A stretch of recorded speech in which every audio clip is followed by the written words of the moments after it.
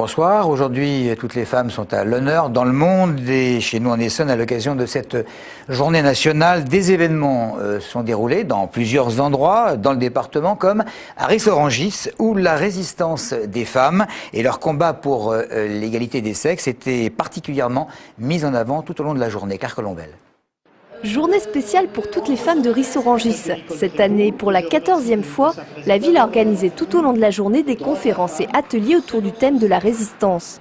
Le but, lutter contre les préjugés et casser les stéréotypes comme les femmes font la cuisine et les hommes le jardinage. Petit conseil adressé à toutes les personnes présentes. Éduquez vos enfants, garçons et filles, de la même manière. Déjà, c'est l'acte important. Et à la maison, on ne vous demande pas de faire la guerre avec vos maris. Il ne s'agit pas de ça, mais il s'agit de prendre conscience qu'il y a quand même des situations d'inégalité et il faut sortir de là. Droit de vote, choix du métier sans l'autorisation du mari, possibilité d'avoir un compte en banque, les associations ont rappelé que des luttes ont été nécessaires pour obtenir ces droits. Aujourd'hui, les inégalités entre les deux sexes se réduisent, mais des discriminations continuent de persister. Par exemple, les femmes gagnent en moyenne 27% de moins que les hommes. Ce qui a le plus bougé sont les textes de loi. C'est vrai, ils existent tous, on est très bien armés de ce côté-là. Leur mise en pratique, c'est pas gagné tous les jours quand même. Mais aussi bien dans la sphère publique que dans la sphère privée, que dans le monde du travail, que dans la sphère privée. La plus grande bataille de cette association, l'insertion professionnelle des femmes en Essonne. Le moyen d'après eux pour garantir l'égalité. Dans ce sens, Thierry Mandon, maire de Ris-Orangis, a signé l'année dernière la charte européenne pour l'égalité entre les deux sexes. Il faut savoir que la journée de la femme a tout juste 101 ans.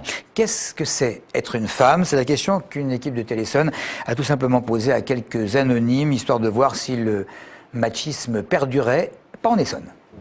D'abord, c'est ma mère, non? Pour commencer, pour ma compagne, pour ma fille. L'opposé d'un homme, peut-être, histoire de ramener un peu l'équilibre dans tout ça? C'est le complément de l'homme, tout simplement. C'est beaucoup de responsabilités. La gestion d'une carrière professionnelle et puis le bonheur de s'occuper de ses enfants. C'est franchement tout rien, je sais pas comment vous l'expliquer. C'est de se sentir libre. C'est s'éclater à plein temps, être soi-même, pouvoir affirmer ses désirs, pouvoir le faire, c'est encore mieux. C'est d'encourager les femmes à continuer à se battre et avec l'appui des hommes parce que sans les femmes nous ne serions rien, quoi. C'est d'être l'égal de l'homme pour moi, je sais pas. Ça devrait être au moins ça. On n'a pas trop à se plaindre, mais je crois qu'il faut penser à celle d'ailleurs, en fait, un petit peu.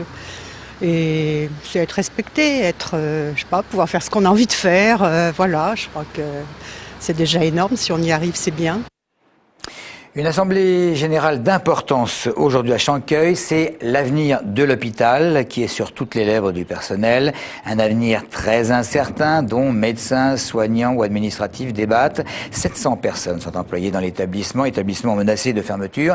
Et d'ailleurs, jeudi prochain, une manifestation est prévue devant le ministère de la Santé à Paris et ce sera en fin de matinée.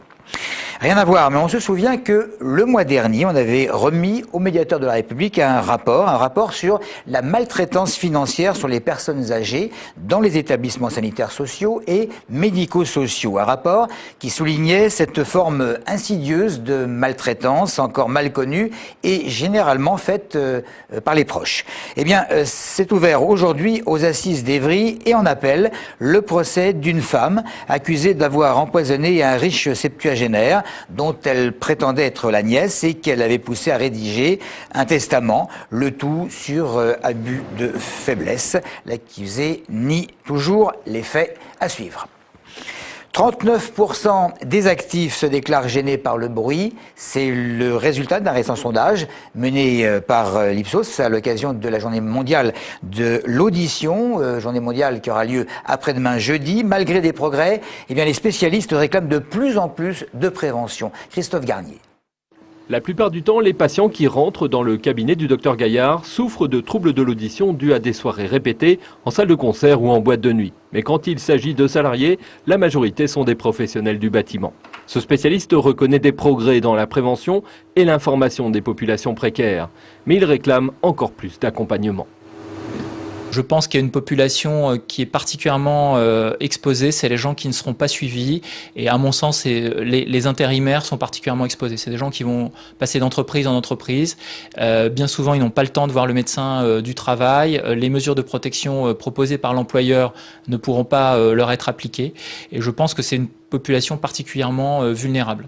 Même constat chez ce prothésiste auditif de Verrières-le-Buisson qui met en garde les entreprises contre les risques de forte amende en cas de maladie du travail reconnue par la justice. Si un employé va au tribunal, il s'avère que l'employeur n'a pas fait le nécessaire pour le protéger contre le bruit, la somme à verser par l'employeur peut être de 100 000 €. D'après un récent sondage, 39% des actifs déclareraient être gênés par le bruit sur leur lieu de travail. Et dans la catégorie des milieux les plus bruyants, les bureaux ouverts arrivent juste après les chantiers. À l'heure où les prix de l'essence et du gazole atteignent des sommets, pourquoi ne pas laisser sa voiture au garage et surfer sur les sites de covoiturage pour trouver un ou plusieurs compagnons de route ? Plusieurs sites web franciliens, dont le site développé par le Conseil général de l'Essonne, propose une mise en relation des usagers de la route qui effectuent évidemment les mêmes trajets pour se rendre sur leur lieu de travail. Par souci d'économie ou par engagement écolo, le covoiturage est une alternative qui peut vous faire gagner de nombreux euros et certains disent pourquoi pas de nouveaux amis. La télé numérique, eh bien c'est parti, comme prévu. Tout s'est passé la nuit dernière. La diffusion analogique a été stoppée en Île-de-France. Bien entendu, des équipes d'infomobile sont présentes dans de nombreuses municipalités pour donner tous les renseignements possibles aux retardataires. Et pour terminer, pas d'images de femmes particulièrement méritantes en ce 8 mars, mais des images d'enfants. Même s'il y a moins de retentissement qu'il y a quelques années, il y avait des déguisements dans de nombreux établissements scolaires. C'était Mardi Gras et dans cette école de Palaiseau, il y avait le concours du plus beau travestissement, que ce mot est très laid. Merci de votre fidélité quand même.